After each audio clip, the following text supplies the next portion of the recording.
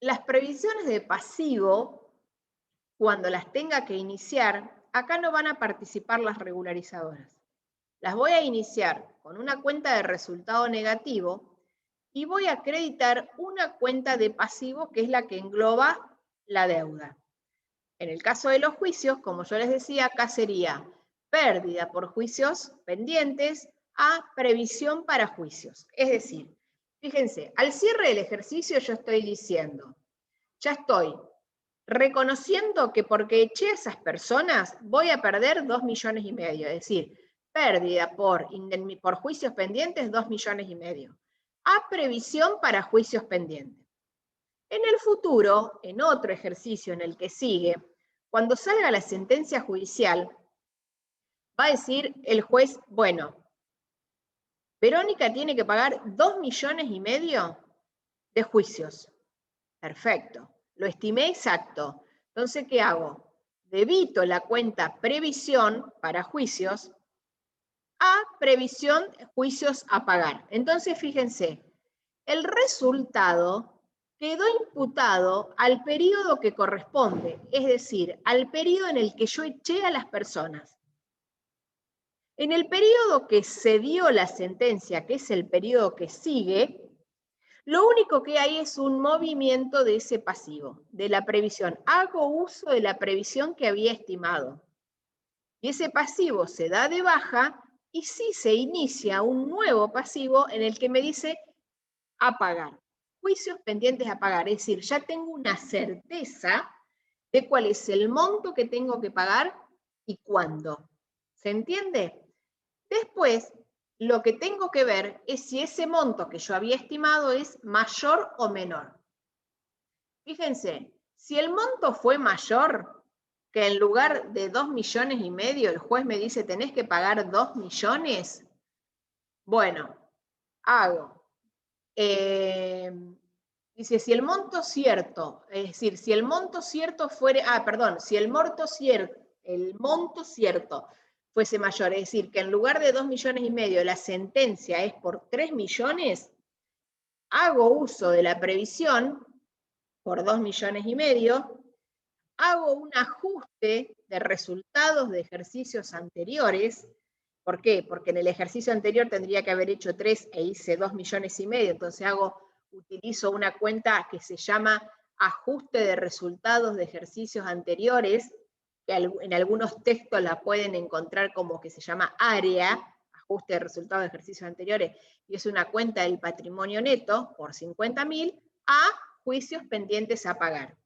Ahora, si el monto cierto fuese menor, voy a usar la previsión por el total de lo que usé, o sea, por el total por los 2,5 millones, y voy a hacer un ajuste de resultados de ejercicios anteriores, pero del lado del haber, como una cuenta de resultado positivo. Es decir, por ejemplo, si el juez me dice tenés que pagar 2 millones en lugar de 2,5 millones, bueno, cancelo la previsión por el total, por los 2,5, genero el nuevo pasivo por los 2 millones y hago un ajuste de resultado de ejercicios anteriores por los 500.000 que había estimado de más. Esto es las diferencias en los ajustes en más o en menos.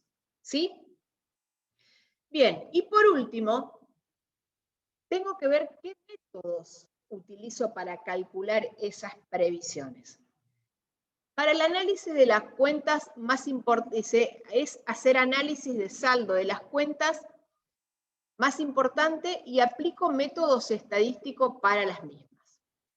Esos pueden ser aplicación de métodos matemáticos, porcentajes sobre saldos de cuenta de créditos, o analizar los saldos de todas las cuentas. Es decir, llega el cierre del ejercicio y digo, bueno, a ver, tengo que hacer previsiones, tengo que prever qué resultados se pueden dar en el futuro de hechos del presente. ¿Cómo calculo esos resultados o cómo estimo esas previsiones? Por métodos matemáticos. Por métodos matemáticos en algunos casos. Y acá vamos a utilizar el método subjetivo o el método objetivo. El método subjetivo, como la palabra lo dice, va al sujeto. Es decir, que estoy identificando a la persona. al sujeto responsable.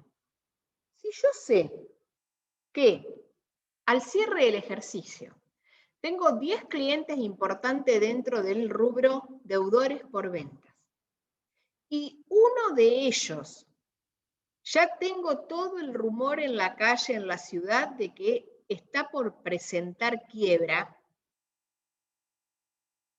entonces yo ya puedo decir, bueno, si esa persona hoy me está debiendo 20.000 pesos, ya la puedo prever, ya puedo estimar que no me los va a pagar, porque si está entrando en quiebra es muy probable que me cueste mucho cobrarlo en el ejercicio siguiente.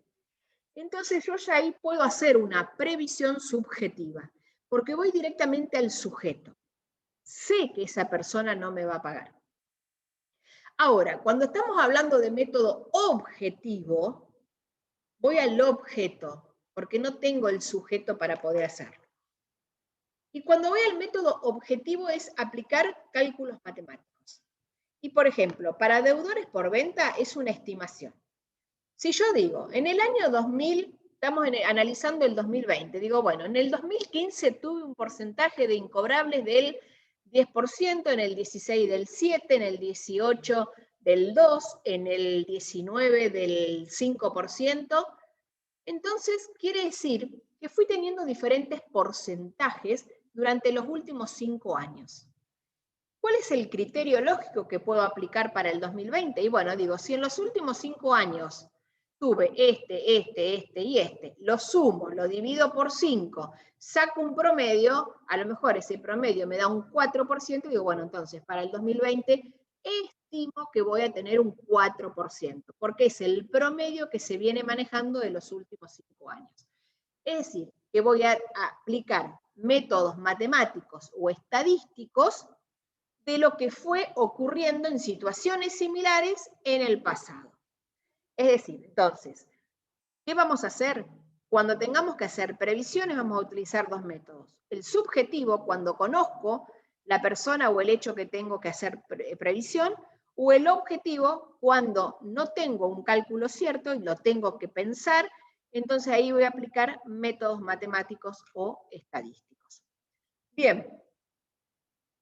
Lo que sigue ahora son todos ejemplos que les fui copiando.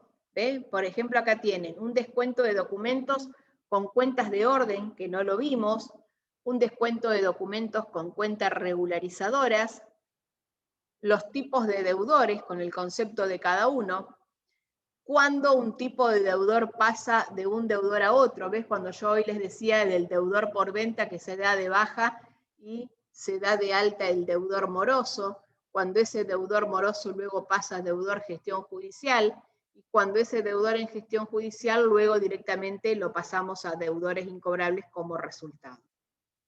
Bueno, y ahí ya terminamos. Hay pocos ejemplos que se los dejo para que los miren ustedes.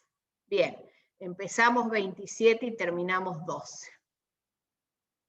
Pero bueno, por los nombres que estoy viendo, son chicos que han salido bien, y bueno, y lo que les pido es que no abandonen, que sigamos, que sigan con el libro de Ana María Petti, ahí está todo muy bien explicado, y bueno, y cualquier cosita me consultan, ¿sí?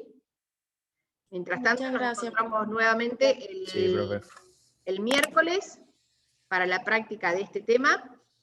Y voy a ver cómo me organizo para ya el viernes mandarles un mensaje y ver si nos podemos juntar. ¿Sí?